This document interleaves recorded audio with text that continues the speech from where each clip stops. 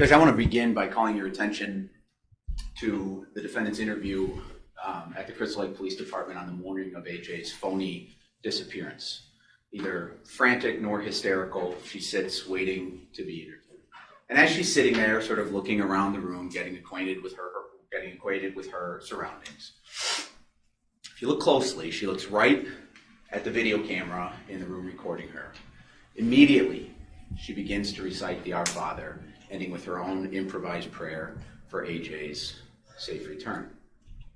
2 days earlier, knowing the jail is recording the conversation that she's having with her incarcerated, drug-addicted boyfriend, she asks AJ, who at this point, whose dead and swollen body is wedged into a tote in the basement, she asks him to go and get her a Red Bull in a diabolical effort to throw off a police investigation that she knew was coming. Such is the depths of her depravity and deceit. Anything to keep others from knowing who she is and what she had done. I mean, my God, she had done these things knowing that a few days earlier she had beaten this little boy to the brink and then literally locked him in his room where he had to endure the bleak process of death all by himself. A process that was detailed to us by Dr. Wittick, which entailed AJ's head and his brain beginning to swell from the innumerable number of blows that he had received. His brain getting too big for the skull that it was encased in, pushing up against the side of it, cutting off breathing. And as he struggled to breathe, as he choked and he gasped for air, the generous amount of blood in his mouth was being sucked into his lungs, leaving imprints called leopard spots. At some point that evening, in the blackness of the room, the pain and the trauma to AJ's little body proved too much. And mercifully, he died. Died. 5 years old, locked in a room, cold, wet, brutalized from top to bottom, and totally and profoundly alone. Now, the first factor in mitigation that I'd ask you to consider, Judge, is subsection 735 5-5-3.1/2A1, whether or not the defendant's conduct caused harm. And when we think about the harm, when we think about the injury to AJ, it goes well beyond the brutality that he endured on April 14th of 2019. He lived his life in the shadow of her darkness. A dystopian world where your mother hates you, scapegoats you, beats you for minor infractions, locks you in your room so that your childish exuberance doesn't get in the way of her benzo, amphetamine, and opioid abuse. A confusing and baffling world where your little body, which is not yet potty trained, can betray you, hand you over for more beatings, and where you don't have the words to defend yourself against your tormentor. A terrifying world where you're alone and you're entirely defenseless. And you know it because Mother has explained to you in no uncertain terms, no way out, nowhere to run, nobody that can help you. AJ's clipped life after our social service agencies determined that this horror of a human being was a passable mother, and all that that word is supposed to mean was nothing other than a long and a painful betrayal. But the real harm, the real injury caused by AJ's death, like the importance and the dignity of all human beings, is limitless. It's infinite. AJ is irreplaceable. Nothing we can do can bring him back. Nothing that we can give can get him back. But we're talking here, Judge, about a 5-year-old child. As you saw in the video, this sweet, cheerful, affable little boy and all of his promise and all that was possible for him. This wasn't a quiet, peaceful death in his bed, surrounded by his loved ones. This was a scourging, blow after unrelenting blow after unrelenting blow, after unrelenting blow, after unrelenting blow, all while being buffeted with freezing cold water, all with his mother howling and screaming in his face. And don't forget, all of this agony, all of this pain, all had to be endured by the mind and the psyche of a child, and all of the added sensitivities and vulnerabilities that come with that. And last thing I want to touch on, Judge, is just the harm to the community. And I think it's fair to talk about because she enlisted their help in finding her dead son. And this goes beyond the incredible resources that the Crystal Lake Police Department and the FBI had to expend getting to the bottom of the defendant's sick charade. We're decent people in McHenry County who have an instinctive, bone marrow deep stake in the welfare of children in this community. And after the unspeakable truth about what she did to AJ came to light, I would describe the mood in this community as one of despair, and I think it still lingers today.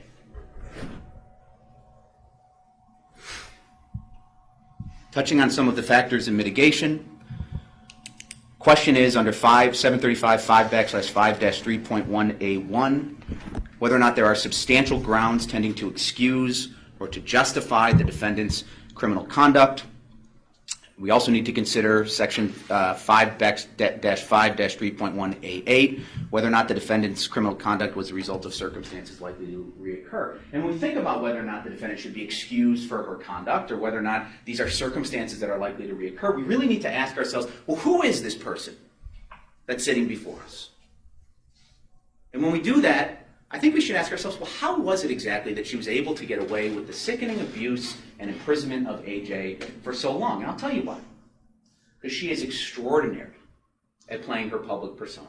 The unassuming, sheepish, religiously devoted, long-suffering victim, as we saw with all of those tears during the interview, as we saw with all of those tears at the candlelight vigil, as we saw with the Red Bull stunt, as we saw with the stunt where she's texting her defense attorney about not being able to find AJ, how he's playing hide and seek.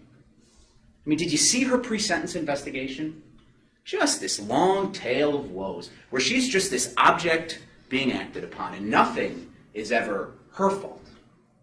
A tale in which AJ is hardly even mentioned except to insult him. No remorse, no regret is expressed. And she still will not let us write the final chapter of AJ's life by coming clean on what she ultimately did to him. Oh, but Judge, she was abused as a child by her mother and her stepmother. Allegations that are denied. Oh, but Judge, apparently she's been the victim of domestic abuse in every single relationship that she's ever had. Allegations that are also denied. She's the one that got arrested in 2013 for domestic battery. She's the one in 2012, a divorce court made the finding that she's guilty of repeated acts of physical violence. Oh, but Judge, her personality changed in December of 2017 because of the Adderall. She's been abusing Adderall since 2012. And this rage is not directed at anybody else but AJ. Oh, but Judge, she started using heroin in 2012 when she was put in jail as part of the divorce proceedings.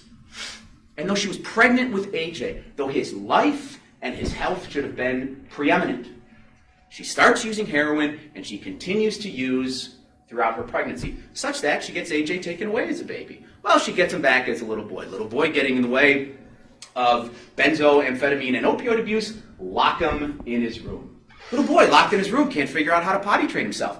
Beat him. Tough little boy, stands up to you, isn't just going to lay down for your tyranny. Beat him harder. Well, now we got little boy's dead body getting in the way of benzoamphetamine and opioid abuse, and magical new life with drug-addicted, face-tattooed, incarcerated boyfriend. Put him in a tote, hide him in the basement, and then bury him in a shallow grave. I mean, my God. We can begin. Somebody can begin to try to understand this, but you got to do a couple things. The first thing that you need to do, Judge, is you need to completely suspend your humanity. Any sense of humanity, you just need to push it aside if you want to understand JoAnn Cunningham.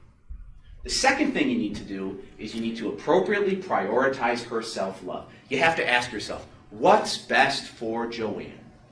And then watch, through the tears, through the pleading looks, through through the soft-spoken voice as she tries to wriggle off her hook, if she tries to wriggle off the hook for her radical selfishness.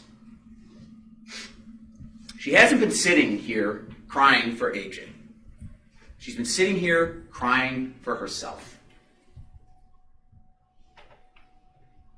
What she did goes beyond any category of wrong, or bad, or very wrong, or really bad. It cannot be understood by the clinical pathological language that Dr. Meyer wants to attribute to it.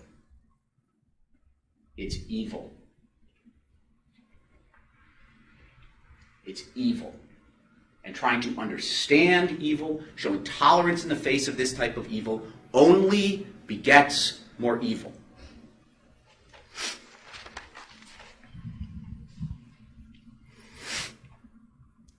Judge, taking into account all of the evidence, if ever there was a case that demanded the most forceful and maximum response, not only based on the nature of the case, but their own expert witness saying that she's going to continue to be a danger for the rest of her life, it is this case. For the reasons stated, and to deter other people from committing the same offense, we're asking for 60 years in the Illinois Department of Corrections. Thank you for your attention, Judge. Thank you. Defense, your client will have a right of allocution, but you can give your argument at this time, or you can have the allocution at this time. What do you wish to do? I'll give my argument first. Go ahead.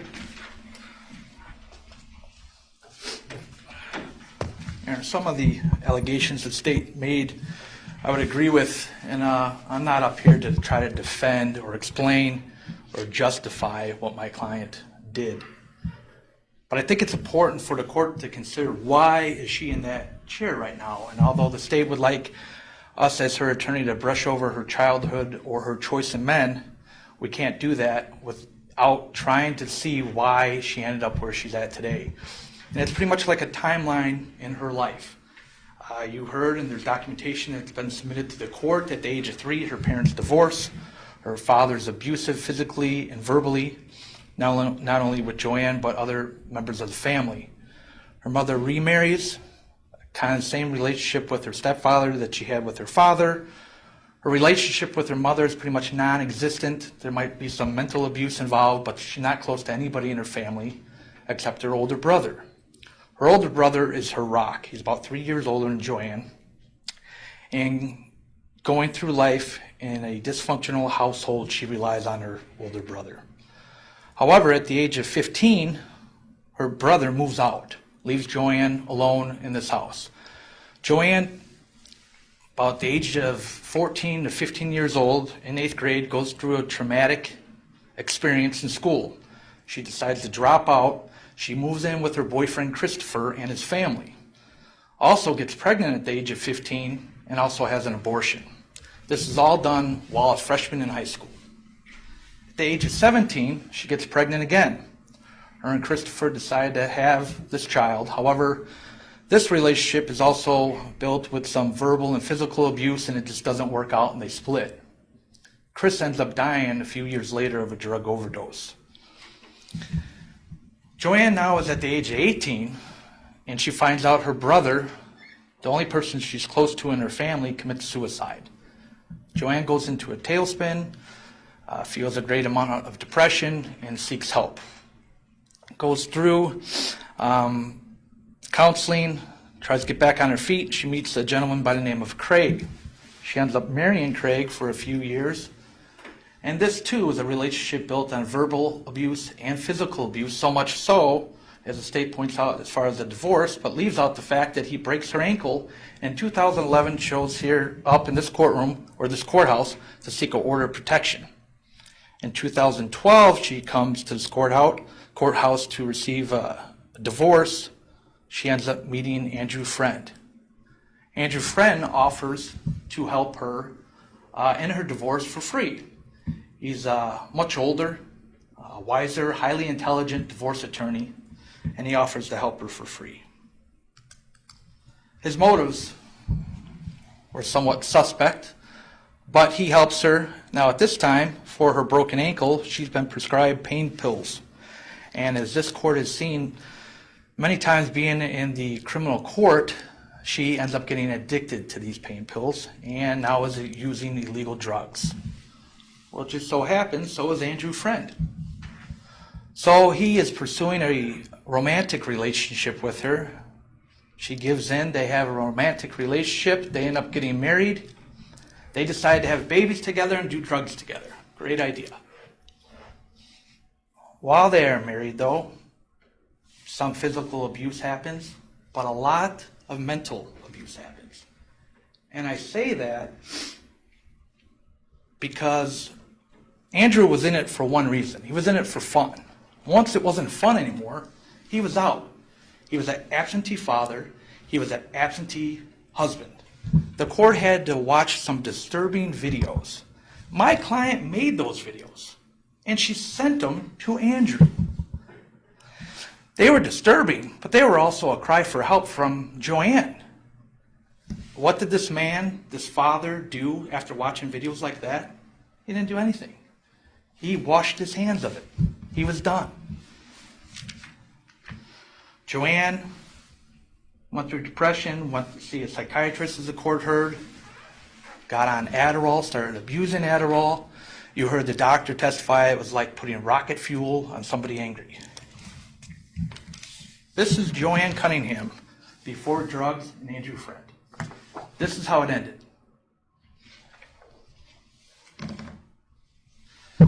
He was so passive that she begins having a relationship with Dan Nowicki.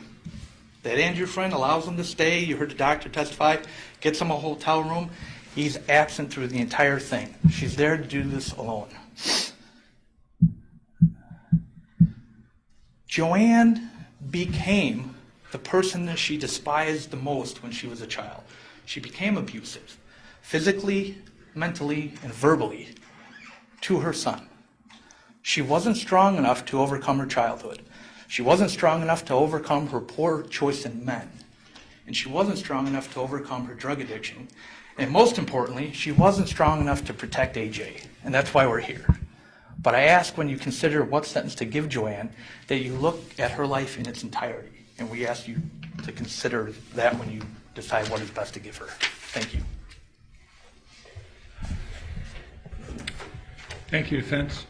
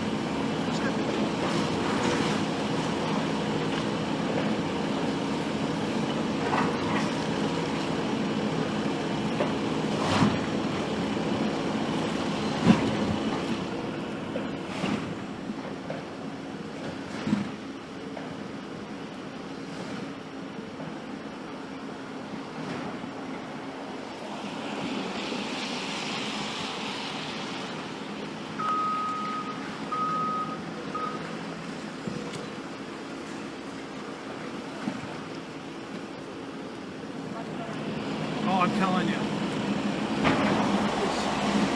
It's chilly.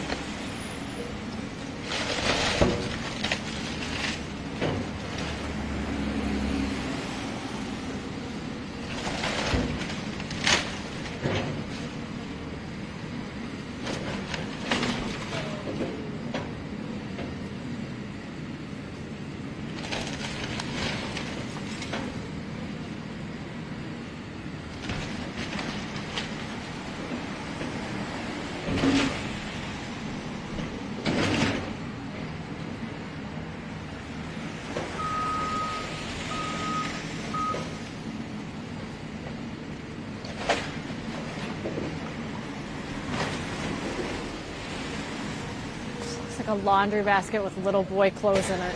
It's Channel 2 kind of drone. That's cool. That's very cool. I don't know if we have a helicopter. Good for them.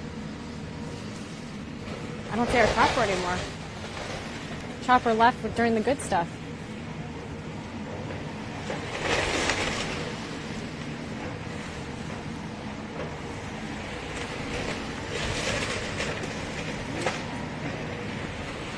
Yeah, I might as well wait to do my teeth because, like, it's gonna look stupid, right?